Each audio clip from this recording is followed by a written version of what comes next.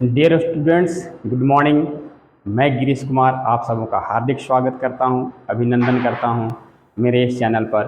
देखिए दोस्तों, हम लोग मैट्रिक्स और डिटर्मिनेंट का टॉपिक्स पढ़ रहे थे। उसी कड़ी में हम आगे बढ़ते हुए आप देखें, ये बहुत ही इक्वेशंस को हम मैट्रिक्स मेथड से कैसे सॉल्व करते हैं इसके बारे में हम चर्चा करेंगे। तो समय ज़्यादा नहीं लेते हुए हम चलिए शुरू करते हैं। हम ये देखिए, बोर्ड पर आप देख रहे होंगे, समय बचाने के लिए हमने लिख रखा है कि सिस्टम ऑफ लीनियर इक्वेशंस, है ना। क्या होता है system of linear equations? Linear equations को हम लोग पढ़ चुके हैं, है ना। अब देखिए, पीछे हम नहीं जाएंगे, हम इस टॉपिक्स पर ही आते हैं। Consistent system of equations. दोस्तों यहाँ देखिए, कंसिस्टेंट, देखिए यहाँ पर क्या कह रहा है कि a सिस्टम ऑफ इक्वेशंस, कोई भी इक्वेशन दिया रहेगा, is said to be consistent.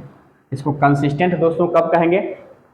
If it has one और मोर सॉल्यूशंस। कहने का मतलब तात्पर्य क्या हुआ कि किसी इक्वेशंस का अगर सॉल्यूशंस होगा, चाहे वन सॉल्यूशंस हो या मोर सॉल्यूशंस हो, इनफाइनाइटली मेनी सॉल्यूशंस, तो इस टाइप के इक्वेशंस को हम लोग कंसिस्टेंट इक्वेशंस के नाम से जानते हैं। ओके, तो हम लोग ये 10th क्लास में पढ़ भी चुके हैं कि किस इक्वेशंस का सॉल्यूशंस होता है और किसका नहीं होता है। ये आप एक बार रिवीजन कर लोगे। दूसरा है दोस्तों inconsistent, inconsistent system of equations. So this system of equations is said to be inconsistent if it has no solutions, है ना दोस्तों। अगर किसी इक्वेशंस का कोई सॉल्यूशंस नहीं हो तो that solutions are known as inconsistent system of equations. यहाँ तक क्लियर है? जिसका सॉल्यूशंस होगा, चाहे एक सॉल्यूशंस हो या मेनी सॉल्यूशंस हो, विल बी कंसिस्टेंट। जिसका कोई सॉल्यूशंस नहीं होगा, इनकंसिस्टेंट। ये दो वर्ड आप याद रखोगे। इसके बाद आप देखो, let this system of equations, आपको जो इक्वेशन सॉल्व करने के लिए दिया रहेगा वो किस टाइप से दिया रहेगा? a1x plus b1y plus c1z is equal to d1। या तो ये 3 वेरिएबल्स का रहेगा या एक्स वाई रहेगा 2 वेरिएबल्स का रहेगा। तो अब हम इसको मैट्रिक्स मेथड से कैसे सॉल्व करेंगे इसके बारे में हम जानने के लिए यहाँ एकत्रित हुए हैं। तो दोस्तों a2x plus b2y plus c2 is equal to d2, a3x plus b3y plus c3, sorry यहाँ z होगा, इजिकल टू d3, है ना। तो ये इक्वेशंस है। हम इसको देखिए मैट्रिक्स मेथड से लिखना पहले सीख लेते हैं। लेट ए इजिकल टू, एक मैट्रिक्स बना देंगे ए में क्या हम लिखेंगे कि सारा एक्स वाई जेड के कॉफिशिएंट्स को यहाँ पर लिख लेंगे। क्या लिखेंगे दोस्तों? एक्स वाई और जेड के कॉफिशिएंट्स को हम क्या करेंगे? लिख लेंगे। एक्स का कॉफिशिएंट देखिए दोस्तों, यहाँ पर ये तीनों में a1 a2 a3 है। हम फर्स्ट कॉलम में a1 a2 a3 लिख लिए। y सेकेंड पोजीशन में है तो सेकेंड कॉलम में इसका y का कॉफिशिएंट b1 b2 b3 लिख लिए।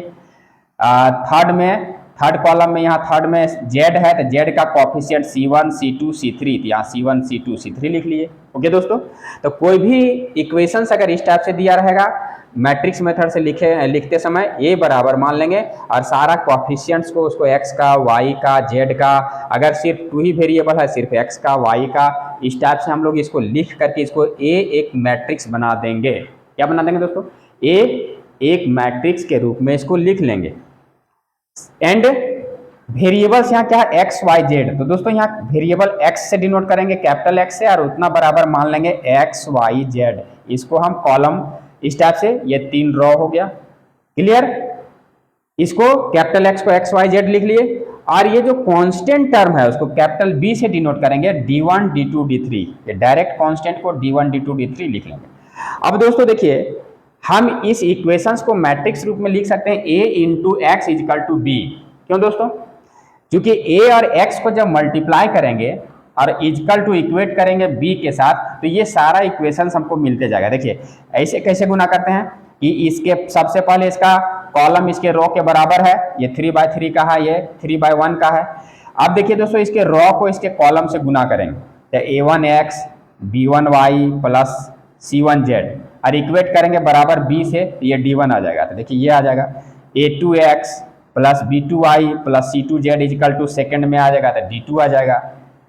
और ये a3x plus b3y plus c3z, ये कॉलम को इससे इस रॉ को इस कॉलम से अगर मल्टीप्लाई करेंगे और इसको इक्वेट करेंगे, क्योंकि इक्वल मैट्रिक्स है यहाँ पर हम दिखाएं, तो ये D3 के बराबर आएगा। इसका मतलब ये मैट्रिक्स मेथड में लिखने के बाद इस इक्वेशंस को हम मैट्रिक्स रूप में A into X is equal to B के रूप में हम इसको क्या कर सकते हैं दोस्तों, लिख सकते हैं। ओके, तो आप इसको एक बार समझो कि कंसिस्टेंट होगा कि ऐसा इक्वेशंस जिसका सॉल्यूशंस होगा, चाहे जितना सॉल्यूशन एक हो या मिनी सॉल्यूशंस।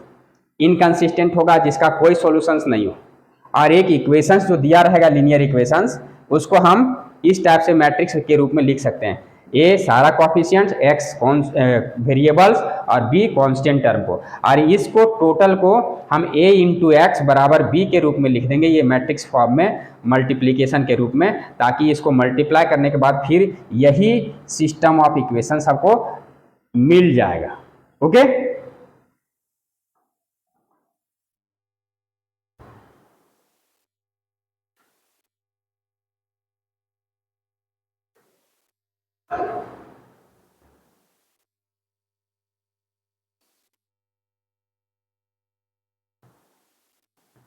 अब दोस्तों देखिए, व्हेन यहाँ पर केसेज अराइज होंगे, ये देखिए यहाँ कि नाउ व्हेन डिटर्मिनेंट ये निकालेंगे, क्योंकि अभी हम क्या पढ़े, अभी हम इसको पढ़े थे कि कोई भी सिस्टम ऑफ लीनियर इक्वेशंस को मैट्रिक्स फॉर्म में लिखेंगे तो ए इंटू एक्स बराबर बी, ऐसे लिख सकते हैं दोस्तों, ये वाला फॉर्म। अब यहाँ पर देखिए, यहाँ पर डिटर्मिनेंट है, चूंकि इन्वर्स फाइंड करने का जरूरत यहाँ पड़ेगा।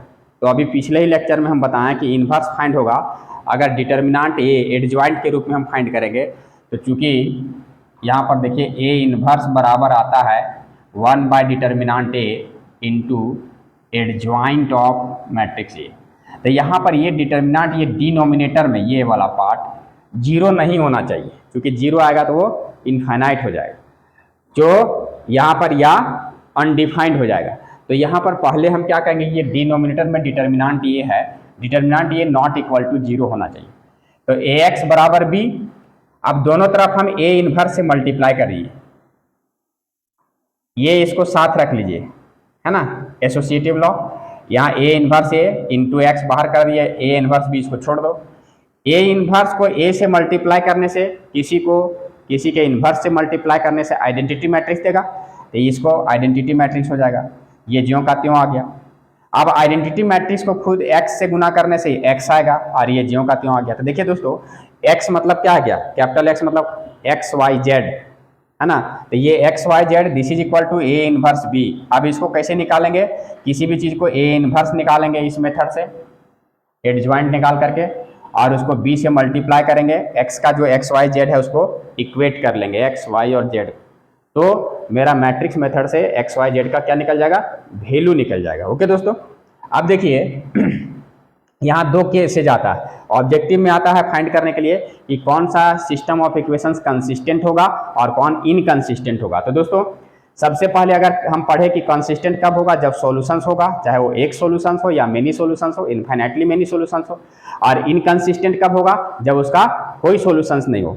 तो दोस्तों यहाँ पर देखिए determinant A equal to not equal to zero आया, तो इसका सॉल्यूशंस होगा और यूनिक सॉल्यूशंस होगा, यहाँ से ये निकलेगा।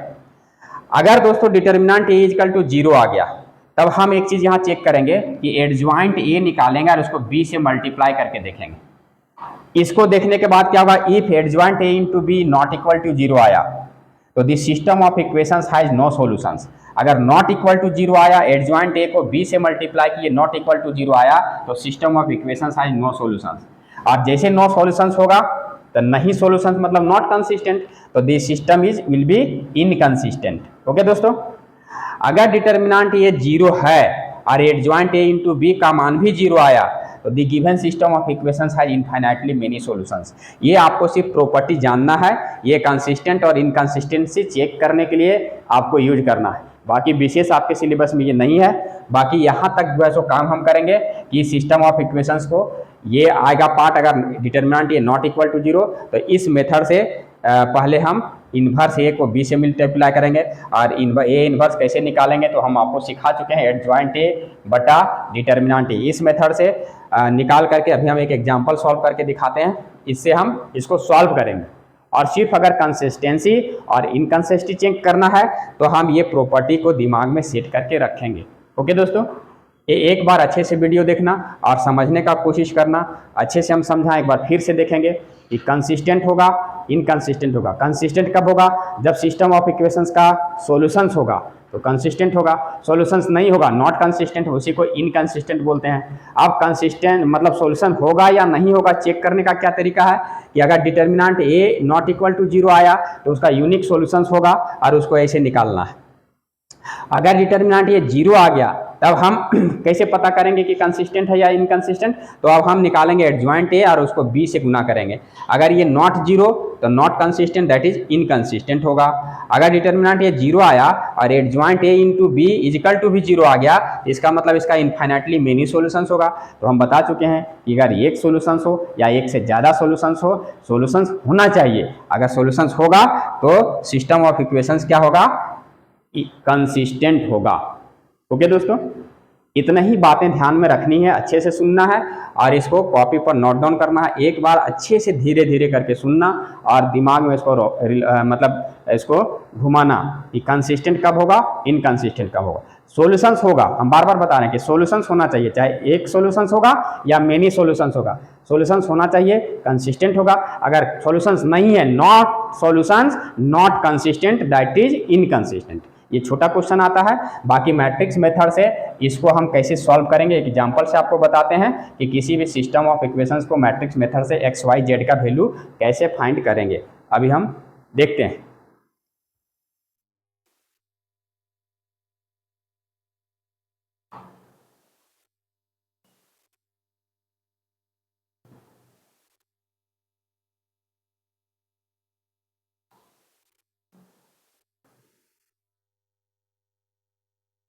इतना अच्छा से ये करते हैं। दोस्तों देखिए, एक सिस्टम ऑफ लीनियर इक्वेशंस का हमने लिया है, 3 ऑर्डर का, 3 वेरिएबल्स का, एक 2 का भी देता है। ये सीबीएसई में पूछा हुआ क्वेश्चन है, इसलिए हम इसको हम मैट्रिक्स मेथड से क्या लिखेंगे? ए बराबर सारा एक्स का कॉफिशिएंट, देखिए यहाँ कुछ नहीं, यहाँ 1 है, यहाँ 2 है, यहाँ 1 है। यहाँ y का कॉफिशिएंट दोस्तों -1 है, यहाँ 1 है, यहाँ -2 है। z का कॉफिशिएंट दोस्तों यहाँ 1, -1 और ये -1 है ना। फिर हम क्या मानेंगे दोस्तों? Capital x. कैपिटल एक्स क्या मानते हैं? एक्स, वाई और जेड, जो तीनों वेरिएबल है उसको लिखेंगे। और दोस्तों यहाँ कैपिटल बी बराबर क्या मानते हैं? Constant term. यहाँ देखिए 1, 2, 4, ये 1 है, 2 है, ये 4 है ना। अब इसका हम कैसे फाइंड करेंगे इन्वर्स? सबसे पहले हम एक्स वाई जेड का वैल्यू निकालना है, तो इसी को मतलब सॉल्व करना है ना। तो ये पहले ये लिख लिए मैट्रिक्स फॉर्म में। अब चूंकि हम पहले डिटर्मिनेंट ये निकाल के देखेंगे क्या आएगा। 1, 2, 1, -1, 1, -2, 1, -1, -1। इसका डिटर्मिनेंट दोस्तों क्या आएगा? ये 1 लेंगे तो इसको छोड़ेंगे, इसको छोड़ेंगे तो -1 और माइनस ये 2, फिर -1, इसको लेंगे यहाँ पर, ये इसको छोड़ेंगे, इसको छोड़ेंगे तो ये -2 और +1, फिर प्लस यहाँ से 1 लेंगे दोस्तों, ये छोड़ेंगे कॉलम को, ये रो को, तो -4 और -1, -4 -1। इसको सॉल्व करने से क्या आएगा?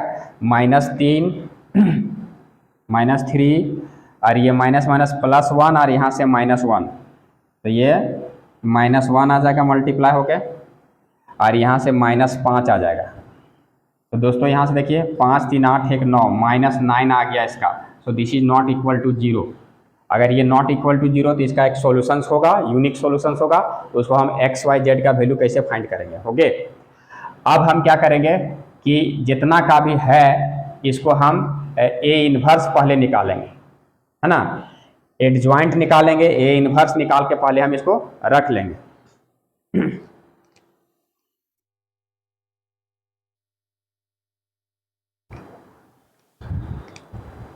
ये दोस्तों देखिए, हम ए इसको लिखे, एक्स लिखे, बी लिखे। अब हमको ए इन्वर्स हमको चाहिए, तो पहले डिटर्मिनेंट ये निकालेंगे। इसका डिटर्मिनेंट निकाल लीजिएगा आप, आपको पता है। ये अगर -9 आया, नॉट इक्वल टू 0 है, तब आगे बढ़ेंगे। तब हमको इन्वर्स निकालने के लिए सबसे पहले कोफैक्टर निकालना पड़ेगा दोस्तों।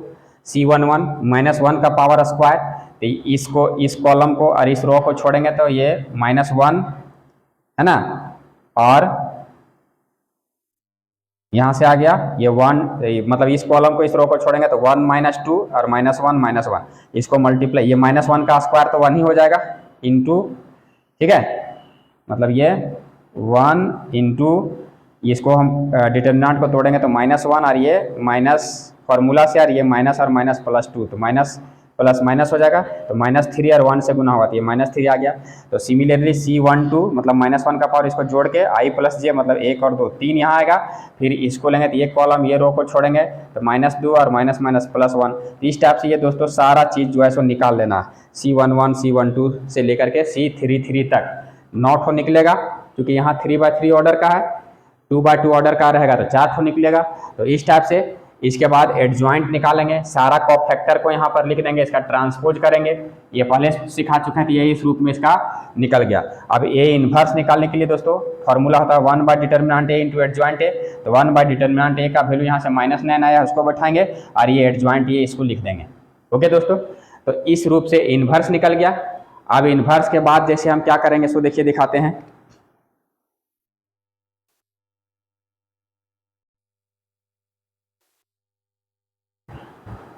इसके बाद दोस्तों देखिए x बराबर हम क्या लिखे थे, ए इन्वर्स इंटू बी, यही फॉर्मूला लाए थे। तो ए इन्वर्स का वैल्यू अभी निकला -1/9, ए इन्वर्स इसका वैल्यू जो है सो यहाँ से -3 इसको बैठा दिए। बी जो था ये कांस्टेंट टर्म, इसको बी का वैल्यू जो माने थे 1 2 4 इसको बैठा दिए। अब ये -1/9, इसको, इसका ऑर्डर देखिए 3/3 है और इसका ऑर्डर है 3/1, इसका कॉलम और इसका रो बराबर है, ये मल्टीप्लिकेबल है, इसका रॉ को इसके कॉलम से, तो -3 1 जा -3 माइनस, और ये 2 से -6, ये 0 से ये 0, तो इसका काम खत्म हो गया। फिर सेकंड को फर्स्ट से, फिर थर्ड को फर्स्ट से, इसको इस टाइप से ये गुना कर करके हम लिखते गए दोस्तों।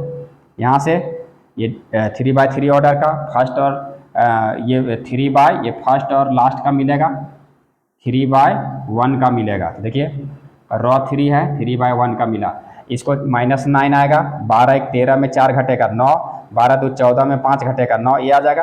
अब दोस्तों देखिए यहाँ से आएगा, ये -9 है यहाँ नीचे, इससे इसको भाग दे देंगे, क्या होगा दोस्तों, तो ये -9/9 ये 1 आ जाएगा, इससे -9 से 9/-9 मतलब -1 आ जाएगा, इसको भाग देंगे ये भी -1 आ जाएगा।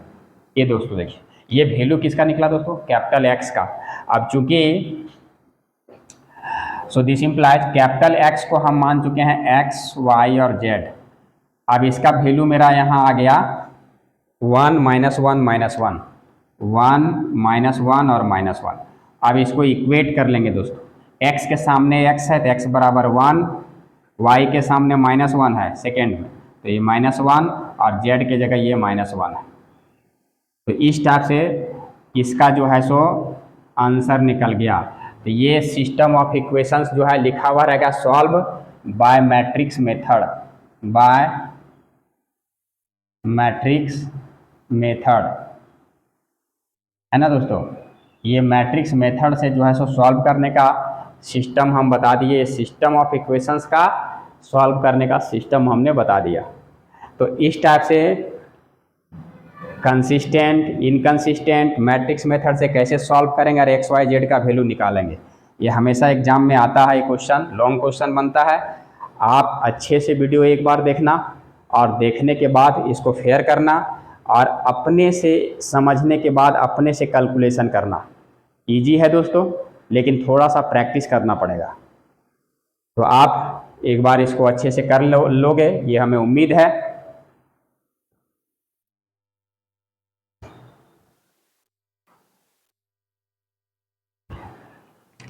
तो दोस्तों आज के सेशन में इतना ही। सिस्टम ऑफ इक्वेशंस को सॉल्व करने का तरीका हमने सीखा।